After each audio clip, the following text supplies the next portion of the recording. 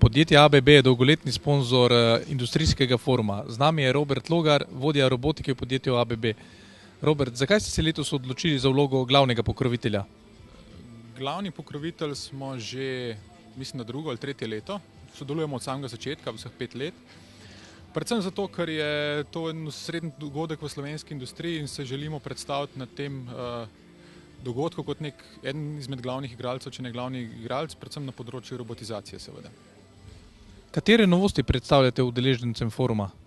Predstavljamo, seveda, tukaj imamo 2 demonstracijski celici, ena predvsem poudarek na varnostnih elementih v robotskih celicah, kjer se lahko tudi praktično preizkusi, so tudi del ponudbe ABB-ja. Druga robotska celica tukaj za menoj pa predstavlja tudi neko celotno sliko, bom rekel, ker ABB skupina je tudi še precej več kot samo robotika in želimo pokazati tudi, kaj še lahko ponudimo poleg robotskih rešitev. Kako pa so sicer robotske rešitve sprejete v slovenski industriji? V slovenski industriji je robotizacija dosti razširjena, lahko rečemo, tudi za evropske normative ali pa standarde, tako da robotizacija je spoznana kot nek ključen gradnik proizvodnih sistemov, ki omogoča fleksibilno, varno delo z, bom rekel, konstantno kakovostjo, ki jo zahtevajo kupci v avtomobilski industriji in tudi drugih industrijah. Tako da robotika je sprejeta kot en ključen element slovenske industrije.